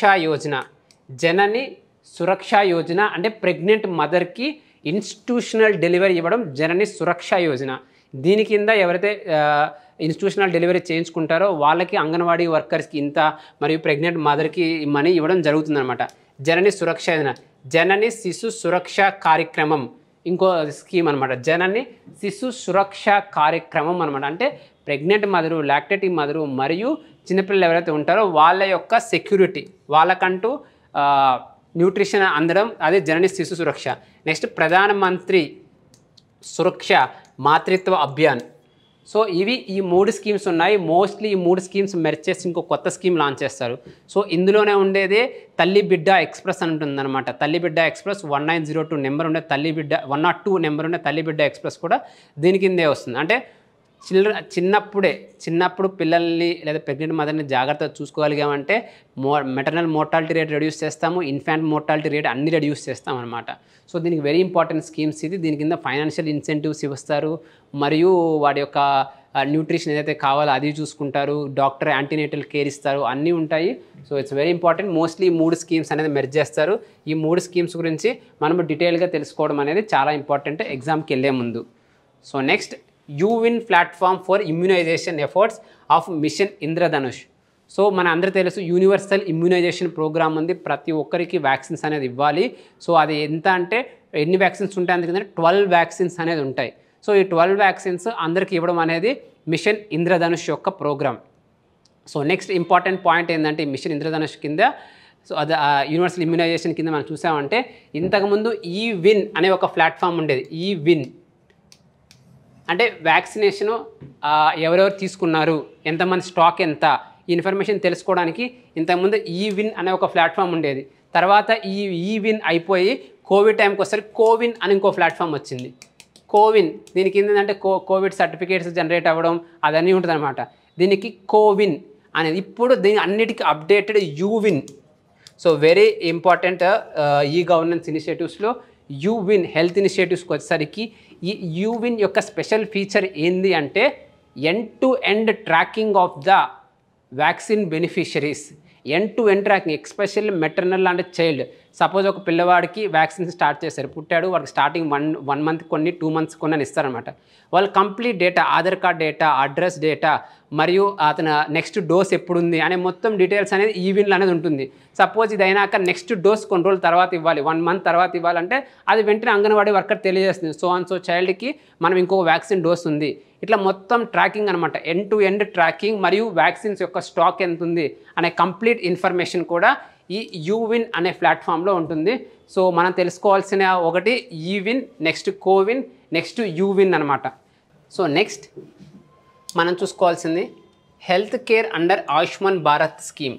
సో ఆయుష్మాన్ భారత్ స్కీమ్ కింద హెల్త్ బెనిఫిషరీస్ ఎవరైతే ఉన్నారో ఇంతకుముందు అది చూసేది మన సోషో ఎకనామిక్ క్యాస్ట్ సెన్సస్, అదేవిధంగా సెంట్రల్ స్టేట్ గవర్నమెంట్ ఎవరైనా కావాలంటే వాళ్ళు యాడ్ చేయొచ్చు కూడా.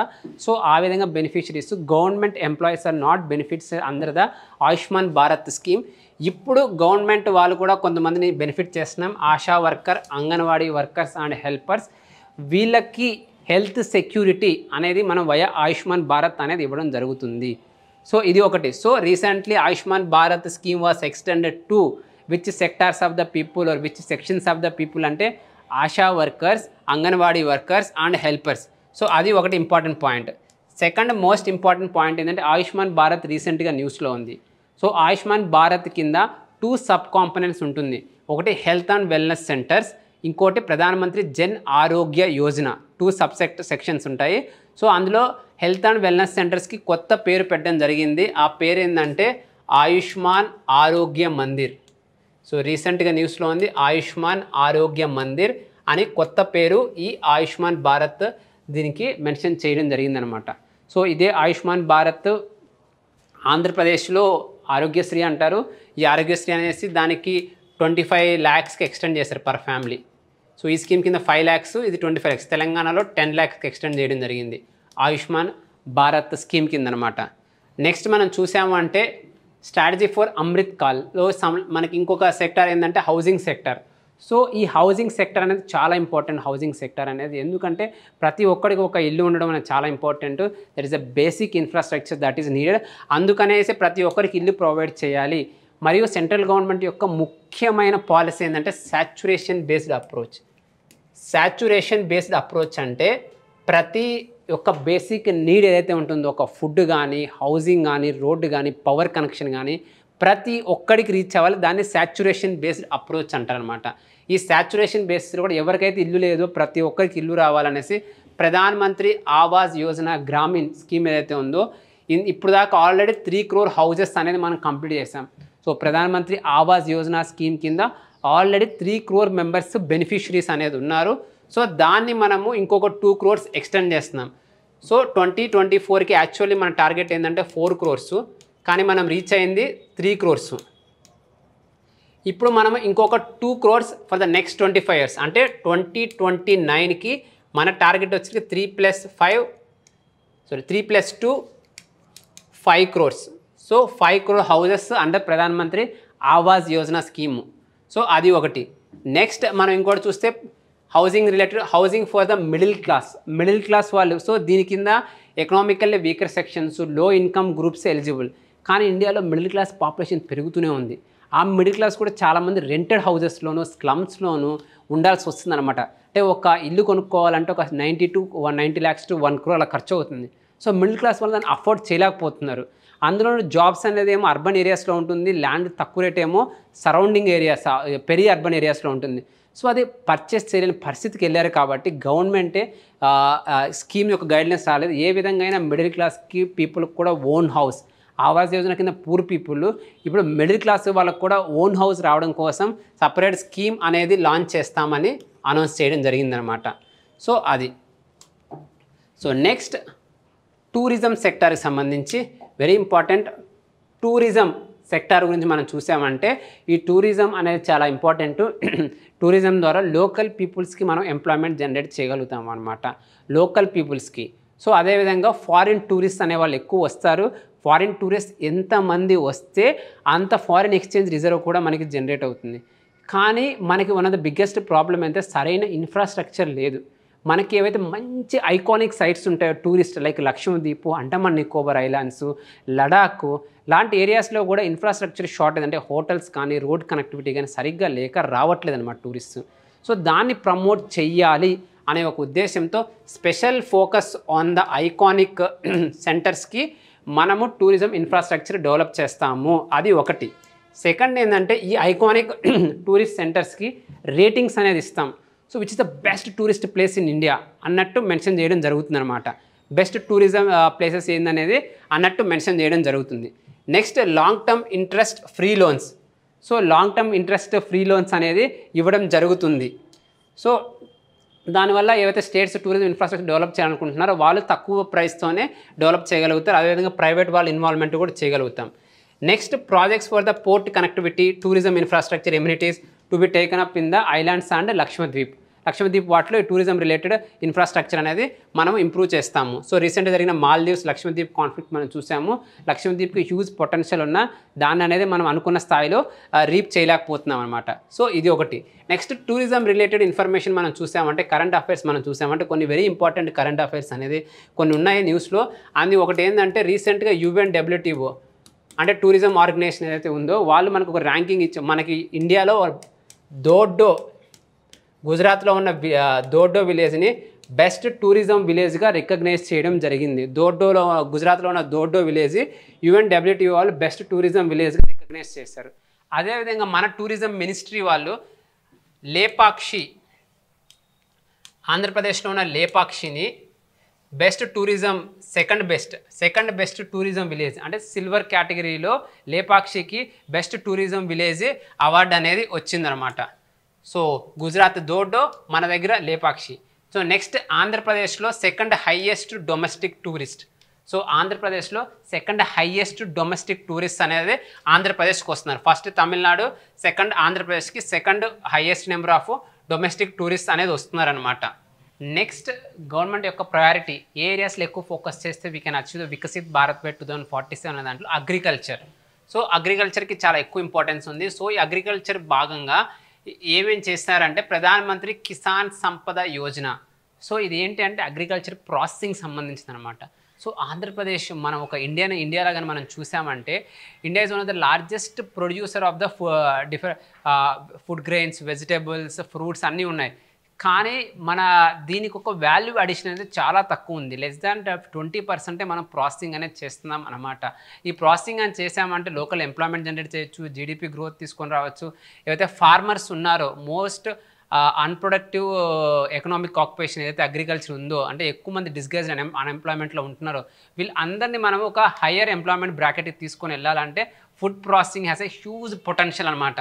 ఈ ఫుడ్ ప్రాసెసింగ్ ప్రమోట్ చేయడం కోసమే central government PM Kisan Sampada Yojana launch చేసింది. ఇది వీళ్ళు లాంచ్ చేసిన కాడి నుంచి ఎంతమంది బెనిఫిట్ అయిందంటే 38 lakh farmers generated 10 lakh employment అనమాట. సో 30 lakh ఫార్మర్స్కి ఈ ప్రధానమంత్రి కిసాన్ సంపద యోజన కింద అంటే ప్రాసెసింగ్ సంబంధించింది. సో ప్రధానమంత్రి కిసాన్ సంపద యోజనలో ఏమేమి ఉంటాయని చూస్తే ఒకటి 42 మెగా ఫుడ్ పార్క్స్ ఉంటాయి, integrated cold chain and value addition infrastructure. Cold chain అనేది చాలా ఇంపార్టెంట్. మనము ఒక్కోసారి ప్రైజెస్ అనేది పడిపోవచ్చు అనమాట. సపోజ్ ఇప్పుడు మనం ఆనియన్స్ ప్రొడ్యూస్ చేశారు, అది సడన్గా ప్రైజెస్ పడిపోతాయి. అది మన కోల్డ్ చైన్లో కానీ మళ్ళీ పెట్టుకున్నామంటే ఎప్పుడైతే ప్రైజెస్ పెరుగుతాయో మళ్ళీ అప్పుడు రిలీజ్ చేసుకోవచ్చు, ఫార్మర్స్కి ప్రాఫిట్స్ అనేవి వస్తాయి అనమాట. Cold chain, food testing laboratories, creation of food processing and preservation capacities, infrastructure for agro processing clusters. అంటే ఈ అగ్రో ప్రాసెసింగ్ ఎక్కడ జరుగుతుందో అక్కడ డెఫినెట్గా ఇన్ఫ్రాస్ట్రక్చర్ అనేది మనకి అవసరం అన్నమాట. Next creation of the backward and forward linkages, అంటే movement of the goods. Especially Kisan rail ఉంది మనకు. కిసాన్ రైలు వల్ల ఇక్కడ నుంచి మన ఫార్మర్ ప్రొడక్ట్స్ ఏదైతే ఇండస్ట్రీస్కి వాటికి వయా కిసాన్ రైలు మూవ్ చేయగలం. ఇటువంటి ఫార్వర్డ్ బ్యాక్వర్డ్ లింకేజెస్ అన్ని కూడా కనెక్ట్ చేయాలి. సో ఇదంతా కాంప్రహెన్సివ్ స్కీమ్ ప్రధానమంత్రి కిసాన్ సంపద యోజన ఫుడ్ ప్రాసెసింగ్ అనేది ఇంప్రూవ్ చేయడానికి అనమాట.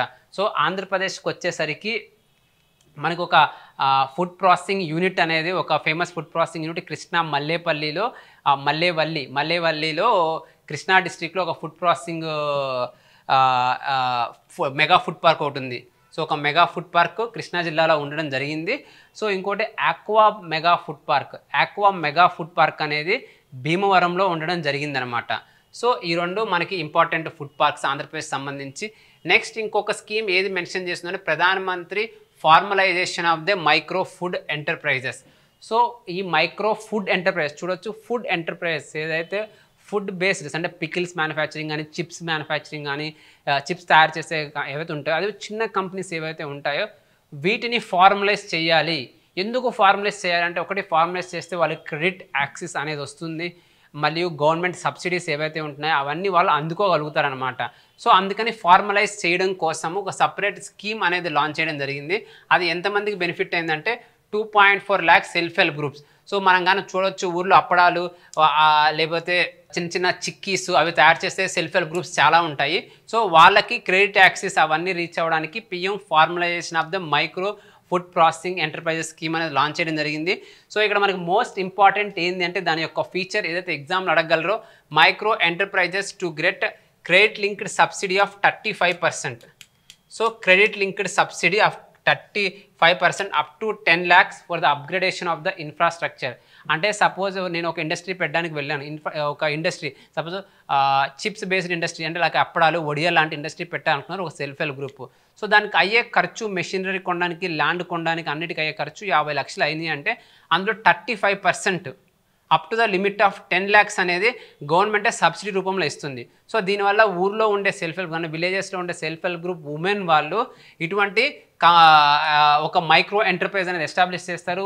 దానికి వాళ్ళకి మార్కెటింగ్ సపోర్ట్, బ్రాండింగ్ సపోర్ట్ అన్నీ ఇస్తారు. సో దీనివల్ల చాలా బెనిఫిట్ అనేది వస్తుంది. సో అది కాకుండా self help groups to get seed capital for giving loans to the members for working capital for the working members అనమాట. సో సీడ్ క్యాపిటల్ కూడా ఉంటుంది. సీడ్ క్యాపిటల్ అంటే ఫస్ట్ మన దగ్గర 10,000 రూపీస్ కానీ అట్లా ఏమైనా ఉన్నాయంటే దాన్ని చూపిస్తే బ్యాంకుకి కానీ మనం ఇవ్వగలిగామంటే బ్యాంక్స్ వల్ల దాని మీద లోన్ ఇవ్వడం జరుగుతుంది. దాన్ని సీడ్ క్యాపిటల్ అంటే ఇనిషియల్ ఇన్వెస్ట్మెంట్ చేయడానికి.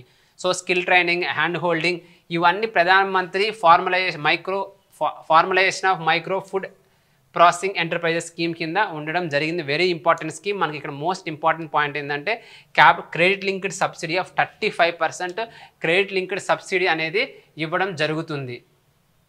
సో అది ఒకటి ఇంపార్టెంట్ మనకి. సో నెక్స్ట్ ఇంపార్టెంట్ మనం డిస్కస్ చేయబోతున్నాం అంటే government application of the nano DAP. So die ammonium phosphate, nano di ammonium phosphate. So మన ఫెర్టిలైజర్స్ ఇండస్ట్రీ గురించి మనం చూసామంటే మన farmers excessive utilisation of the nitrogen అనేది చేస్తారు. సో ఎక్కువ యూరియా, ఎక్కువ నైట్రోజన్ రిలేటెడ్ కాంపౌండ్స్ వాడి ఫెర్టిలైజర్స్ యొక్క ఇంబ్యాలెన్స్ అనేది క్రియేట్ అవుతుందన్నమాట మన ఫార్మింగ్కి వచ్చేసరికి. అది ఒకటి. నెక్స్ట్ గవర్నమెంట్ మీద హ్యూజ్ ఫెర్టిలైజర్ బర్డన్, ఎక్కువ సబ్సిడీ లైక్ 1.7 lakh crores ఉంది మన ఫెర్టిలైజర్ సబ్సిడీ. ఇంత సబ్సిడీ ఇవ్వడం వల్ల గవర్నమెంట్కి చాలా ఇంపాక్ట్ అవుతుంది. నెక్స్ట్ ఏంటంటే సరే సబ్సిడీ ఇచ్చాము, సరైనగా ఫెర్టిలైజర్స్ వాడడం జరుగుతుందంటే అది కూడా లేదు. Efficiency of the fertilisers is 30 to 40%. అంటే మనం 100 kgs ఫెర్టిలైజర్ వాడితే అందులో ఉన్న క్రాప్స్ అనేది 30 to 40 kgs తీసుకుంటున్నారనమాట.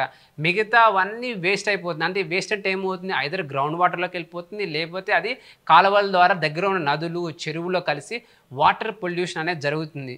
మనం చూడొచ్చు 2020లో ఏలూరు రీజన్లో వాటర్ పొల్యూషన్, ఇదే fertilisers excessive utilisation of fertilisers వల్ల అక్కడ వాటర్ పొల్యూషన్ జరిగి చాలామందికి న్యూరలాజికల్ డిసీజెస్ అనేది వచ్చాయన్నమాట. సో వీటన్నిటికీ ఓవర్కమ్ చేయడానికి ఇంతకుముందు నానో యూరియా డెవలప్ చేశారు. సో ఇది nitrogen related nano urea. So దీని యొక్క ఫస్ట్ ప్లాంట్ ఎక్కడుంది, గుజరాత్లో ఉంది. దాన్ని డెవలప్ చేసింది ఎవరు, ఇఫ్కో. సో ఇఫ్కో అనేది fertiliser based cooperative society. So దాన్ని డెవలప్ చేసింది ఇఫ్కో, నానో యూరియా. సో ఇప్పుడు కొత్తగా నానో డై అమ్మోనియం ఫాస్ఫేట్ వచ్చింది. సో దీని యొక్క ఫస్ట్ ప్లాంట్ కూడా గుజరాత్లో ఉంది, కలోల్, గుజరాత్. సో దీని యొక్క ఫస్ట్ ప్లాంట్ కలోల్, గుజరాత్. దీన్ని కూడా డెవలప్ చేసింది ఎవరంటే ఇఫ్కో. దీన్ని డెవలప్ చేసింది ఎవరంటే ఇఫ్కో వాళ్ళే డెవలప్ చేశారు. ఇక్కడ ఇంకొక పాయింట్ ఏంటంటే దీనికి ఒక ప్రైవేట్ పార్ట్నర్ అనేది కోఆపరేటివ్ ఉంది, కోరమండల్. సో కోరమండల్ అనే కంపెనీ వాళ్ళతో కూడా వీళ్ళు ఈ మ్యానుఫ్యాక్చరింగ్లోను మరియు రీసెర్చ్లోను వాళ్ళ యొక్క కాంట్రిబ్యూషన్ కూడా ఉంది. సరే, మేజర్గా మనం గుర్తుపెట్టుకోవాల్సింది ఇఫ్కో. సో ఈ nano di ammonium phosphate use చేయడం వల్ల ఫెర్టిలైజర్ యొక్క ఎఫిషియన్సీ ఇంప్రూవ్ అయ్యింది, సబ్సిడీ అనేది కూడా తగ్గిపోతుంది అనమాట. సో గవర్నమెంట్ సబ్సిడీ బర్డన్ కూడా తగ్గిపోతుంది. So it will be expanded to the all agro climatic zones అనమాట. సో అది మనకి next important, very important one మనకి Atmanirbhar oil seeds Abhiyan. So Atmanirbhar oil seeds Abhiyan is the most important one మనకి. ఈ ఏంటి Atmanirbhar oil seeds Abhiyan అంటే, సో ఇప్పుడు మనము ఇండియాలో ప్రతి దానికి ఆయిల్ అనేది యూస్ చేస్తాం. అంటే ఒక ఫ్రై చేయడానికి కానీ, కర్రీస్ కానీ, చిప్స్ మ్యానుఫ్యాక్చరింగ్ కానీ అన్నిటికీ ఆయిల్స్ యూస్ చేస్తాం. అందులో ఎక్కువ యూస్ చేస్తే పామ్ ఆయిల్. సో ఈ ఆయిల్ ఏదైతే మనం యూస్ చేస్తున్నాం అందులో నియర్లీ 65% ఆఫ్ ఆయిల్ అనేది మనం ఇంపోర్ట్ చేసుకుంటున్నాం. ఈ ఆయిల్ అనేది మనం ఇంపోర్ట్ చేసుకుంటున్నాం. ఇంపోర్ట్ వల్ల అనవసరంగా ఫారిన్ ఎక్స్చేంజ్ రిజర్వ్స్ యొక్క ఇంపాక్ట్ మనం ఒకసారి స్టాటిస్టిక్స్ కానీ చూసామంటే 2022-23 స్టాటిస్టిక్స్ మనం చూసామంటే 150 lakh tons of the oil అనేది మనం ఇంపోర్ట్ చేసుకున్నాం. ఎడిబుల్ ఆయిల్ ఇంపోర్ట్ చేసుకున్నాం. అది ఎంత కాస్ట్ అంటే 1.35 lakh crores. అంటే మనం ఇంత ఫారిన్ ఎక్స్చేంజ్ రిజర్వ్స్ మన డబ్బులు తీసుకెళ్ళి వేరే కంట్రీస్కి ఇచ్చేస్తున్నాం. మనం 1.35 lakh crores అనే డబ్బులు మనము వేరే వాళ్ళకి ఇస్తున్నాం. అదే కానీ ఆత్మనిర్భరత, మన ఓన్ సెల్ఫ్ రిలయన్స్, మనమే మ్యానుఫ్యాక్చరింగ్ చేసుకోగలిగితే అడ్వాంటేజ్ ఉంటుంది. ఇండియాలో డైవర్స్ జోగ్రఫికల్ రీజన్స్ ఉన్నాయి, మనం ఖచ్చితంగా మ్యానుఫ్యాక్చరింగ్ చేసుకోగలము. సో ఈ ఇంపోర్ట్ డిపెండెన్సీని రెడ్యూస్ చేయడానికి ఆత్మనిర్భరత ఆయిల్ సీడ్స్ అభియాన్ లాంచ్ చేశారు. ఆల్రెడీ ఇంతకుముందు national mission on oil production for palm oil అనేది ఒకటి లాంచ్ చేశారు. 2021లో లాంచ్ చేయడం జరిగింది. ఆల్రెడీ ఈ స్కీమ్ అనేది లాంచ్ చేయడం జరిగింది. సో దానికి కాకుండా అన్ని ఆయిల్ సీడ్స్ అంటే ఒక గ్రౌండ్ నట్ అవ్వచ్చు, సోయాబీన్, సన్ఫ్లవర్, పామ్ ఆయిల్ అన్నిటి యొక్క ఇంప్రూవ్ చేయడానికి మస్టర్డ్ ఇది లాంచ్ చేయడం జరుగుతుంది. సో ఇందులో భాగంగా కొత్త టెక్నాలజీస్ తీసుకొని రావడము, వాళ్ళకి మార్కెటింగ్ లింకేజెస్ ప్రొవైడ్ చేయడం, ప్రాసెసింగ్ ఫెసిలిటీస్ క్రియేట్ చేయడం అన్నీ చేస్తారంట ఈ స్కీమ్ కింద. సో మనం ఏదైతే ఈ 1.35 lakh crores ఇన్ని రోజులు మనం వేరే దేశాలకు ఇస్తున్నామో అది లేకుండా మన ఓన్ ఆత్మనిర్భరత మీద డిపెండ్ అవ్వడానికి చేస్తున్నాం. సో ఆయిల్ ప్రొడక్షన్లో ఎస్పెషల్లీ పామ్ ఆయిల్లో highest producer Andhra Pradesh. Next ground నెట్కి వచ్చేసరికి వెరీ ఇంపార్టెంట్, ఇవన్నీ ఎగ్జామ్లు అడుగుతుంటారు. గ్రౌండ్ నెట్కి highest production Gujarat. Next mustard, ఏదైతే జిఎం మస్టర్డ్ ఉందో ఈ మస్టర్డ్ ప్రొడ్యూస్ చేసేది హైయెస్ట్ రాజస్థాన్. నెక్స్ట్ సన్ఫ్లవర్, మనం వాడే ఆయిల్ ఇంకో ఆయిల్ సన్ఫ్లవర్, ఇది ఎక్కువ ప్రొడ్యూస్ చేసేది కర్ణాటక. సో ఈ స్టేట్స్ అనేది చాలా ఇంపార్టెంట్. సో ఏదైతే ఆయిల్ సీడ్స్ ఉన్నారో ఈ స్టేట్స్ అంటే అక్కడ ప్రాపర్ ఎన్విరాన్మెంట్ ఫ్రెండ్లీ అగ్రికల్చర్గా ఎన్విరాన్మెంటల్ ఫ్రెండ్లీ ఏరియాస్ ఉన్నాయి. సో ఈ ఏరియాస్లో మనం కొంచెం క్రాపింగ్ పెంచవచ్చు. ఏదైతే డిఫరెంట్ అదర్ ఏరియాస్కి అయితే అన్కవర్డ్ ఏరియాస్ ఉన్నాయో like palm oil in the north east region వాటిలో ప్రమోట్ చేస్తే ఇంకా ఎక్కువ మన యొక్క ప్రొడక్షన్ ఇంప్రూవ్ చేయొచ్చు. We know need to depend on the foreign countries. So this is the next very important in related to the scheme. So మనం ఇక్కడ గుర్తుపెట్టుకోవాల్సింది నియర్లీ 65% ఆఫ్ ద ఆయిల్ అనేది మనం వేరే కంట్రీస్ మీద డిపెండ్ అయ్యి ఇంపోర్ట్ చేసుకుంటున్నాం. సో దాన్ని మనం రెడ్యూస్ చేయొచ్చు అనమాట. Next palm oil leading producer వచ్చేసరికి ఆంధ్రప్రదేశ్ అవుతుంది. సో అది ఒకటి. Next comprehensive program for the dairy development to be formulated. So ఇక్కడ ఎక్స్ప్లిసిట్గా మెన్షన్ చేసిన పాయింట్ ఏంటంటే బడ్జెట్ స్పీచ్లో highest milk producer a country global వైడ్లో హైయెస్ట్ మిల్క్ ప్రొడ్యూసర్ అంటే that is India. So India is the top milk producer. అయినా మన యొక్క యానిమల్స్ యొక్క ప్రొడక్టివిటీ అనేది వెరీ లో. ఇప్పుడు మనం యూకే యొక్క యానిమల్స్ ఆస్ట్రేలియా యొక్క యానిమల్స్ని చూసామంటే వాటి యొక్క క్యాటిల్ అనేది 30-40 లీటర్స్ ఇస్తే మనవి జస్ట్ 10 to 12 లీటర్స్ ఇస్తున్నాయి మన యొక్క క్యాటిల్. అంటే హ్యూజ్ అమౌంట్ ఆఫ్ పాపులేషన్ ఉంది but they are very unproductive. And చాలా diseases like foot and mouth disease రీసెంట్గా మనం చూస్తాము. లంపీ స్కిన్ డిసీజ్ అనేది కూడా వచ్చింది రీసెంట్గా, లంపీ స్కిన్ డిసీజ్. సో ఇటువంటి డిసీజెస్ ద్వారా ఎఫెక్ట్ అవుతున్నారు. సో వాటికంటూ ఒక సపరేట్ కాంప్రహెన్సివ్ స్కీమ్. ఈ స్కీమ్ వల్ల మన డైరీ యొక్క ప్రొడక్షన్ యొక్క ప్రొడక్టివిటీ అనేది మనం చాలా వరకు పెంచబోతున్నాం. సో మనం ఇంకొకటి గుర్తుపెట్టుకోవాలి, లంపీ స్కిన్ డిసీజ్కి ఒక వ్యాక్సిన్ అనేది ఒకటి డెవలప్ చేసింది. ఏ కంపెనీ డెవలప్ చేసింది ఆ వ్యాక్సిన్ అంటే ICAR. So Indian council for agriculture research రీసెంట్గా లంపీ ప్రో వ్యాక్ అనే ఒక వ్యాక్సిన్ని డెవలప్ చేసింది. అది ఎవరంటే Indian council for agriculture research. So ఈ విధంగా చేయడం మన ప్రొడక్టివిటీ ఇంప్రూవ్ చేస్తే మన ఫార్మర్స్కి అందరికీ చాలా బెనిఫిట్ అనమాట. సో ఇది కాకుండా ఈ డైరీ డెవలప్మెంట్ కోసమే ఇండియన్ గవర్నమెంట్ ఇంతకుముందు బడ్జెట్లో కొన్ని ఇనిషియేటివ్స్ తీసుకొచ్చారు. ఒకటి animal husbandry infrastructure development fund, ఇంకోటి dairy infrastructure development fund. So ఈ రెండు ఇనిషియేటివ్స్ ఇంతకుముందు లాంచ్ చేయడం జరిగింది. సో ఇప్పుడు ఇంకో కొత్త స్కీమ్తో వస్తాము అనేసి ఈ బడ్జెట్లో జస్ట్ ఒక గైడ్లైన్ అవుట్లైన్ ఇచ్చారు. But there is no proper scheme. So next very important for our exam in terms of agriculture. ఇప్పుడు ఏదైతే మనం చూడబోతున్నాం ఈ స్లైడ్ వెరీ ఇంపార్టెంట్.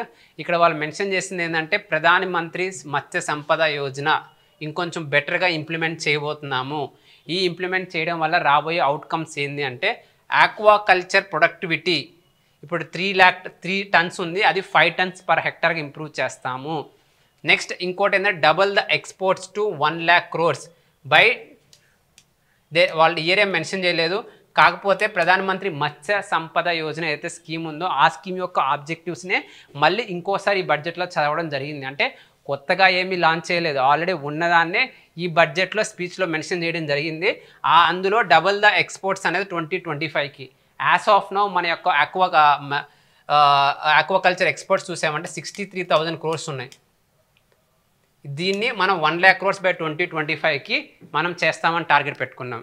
నెక్స్ట్ దీనివల్ల it generates employment of 55 lakh crores, 55 lakh పీపుల్స్కి employment అనేది generate అయింది. సో ఇక్కడ మోస్ట్ ఇంపార్టెంట్ పాయింట్ ఏంటంటే 5 integrated aqua parks to be developed అనేది ఒకటి most important. 5 integrated aqua parks. ఎన్ని aqua parksని కొత్తవి సెటప్ చేయబోతున్నారంటే 5. అది చాలా ఇంపార్టెంట్. aqua parksలో ఏముంటాయంటే ప్రాసెసింగ్ ఫెసిలిటీస్ కానీ cold storage facilities, breeding, hatching అన్ని ఫెసిలిటీస్ అనేది ఎండ్ టు ఎండ్ ఫెసిలిటీస్ అనేది ఆ ఆక్వా పార్క్స్లో అవైలబుల్ అనేది అవుతుందన్నమాట. సో దీనికి సంబంధించి ఆక్వాకల్చర్ గురించి మనం చూసామంటే మోస్ట్ ఇంపార్టెంట్ పాయింట్స్లో one of the most important point relating to aquaculture ఏంటంటే లీడింగ్ ప్రొడ్యూసర్ ఫిషరీస్లో మనం చూసామంటే Andhra Pradesh is the leading producer. So అది ఒక పాయింట్. ష్రింప్లో 70% ఆఫ్ ద ప్రొడక్షన్ ఆంధ్రప్రదేశ్లో అయింది. ఇప్పుడు ఇక్కడ మన ఎగ్జామ్లో అడగచ్చు, మెరైన్ ఫిషరీస్ ప్రొడక్షన్లో which state is the leading state అని చూస్తే Gujarat is the leading state. అదే ఇన్లాండ్ ఫిషరీస్లో మనం చూసామంటే ఇన్లాండ్ ఫిషరీస్కి వచ్చేసరికి లీడింగ్ స్టేట్ ఆంధ్రప్రదేశ్ అయింది. ఓవరాల్ ఫిషరీస్లో లీడింగ్ స్టేట్ కూడా ఆంధ్రప్రదేశే జరుగుతుందన్నమాట. సో ఇది ఈ ఫిషరీస్కి సంబంధించిన ఇంపార్టెంట్ పాయింట్స్ ఈ బడ్జెట్లో మెన్షన్ చేసి ఉన్నాయి.